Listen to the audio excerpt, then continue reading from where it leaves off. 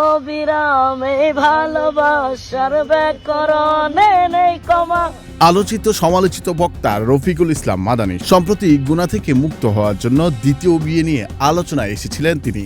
এবার ভাইরাল হয়েছে তার একটি গাওয়া গান, যা নিয়ে ক্ষোভ প্রকাশ করেছেন তিনি। ভালো লাগার একটা কারণ তুই যে প্রাণের প্রিয়তমা। সামাজিক যোগাযোগ মাধ্যমে ভাইরাল হওয়া গানের ভিডিও নিয়ে কথা বলেছেন মাদানী। ভিডিওটি লিক হওয়ার পর শুরু হওয়া বিতর্কের প্রেক্ষিতে তিনি নিজের ফেসবুকে একটি দীর্ঘ স্ট্যাটাস দিয়ে বিষয়টি ব্যাখ্যা করেন। ভুল বুঝে তুই কাঁদিস যখন, ভাল লাগে তোর হেঁচকিটাও। মাদানী তার পোস্টে লিখেন, ভাইরাল হওয়া ভিডিওটি কোনো এডিট বা কৃত্রিমভাবে তৈরি নয়, বরং 2.5 বছর আগে নিজের স্ত্রীর উদ্দেশ্যে গাওয়া একটি গানের অংশ। আমাদের নতুন ফ্ল্যাট, ওয়াও,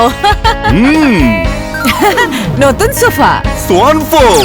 ফেসবুকে মাদানী আরো লিখেন, আমি প্রথম বিয়ে করার পর আজ থেকে 2.5 বছর আগে সিলেটের একটি রিসোর্টে বসে আমার স্ত্রীকে একটি সঙ্গীত শোনাচ্ছিলাম। তখন সিলেটের এক বেঈমান চাকলাইন সাফি পিছন থেকে ভিডিওটি করে ফেলে। আমি যখন বিষয়টি দেখে ফেলি তখন সে বলে, ভাই এই ভিডিও আমি কখনোই ছাড়বো না।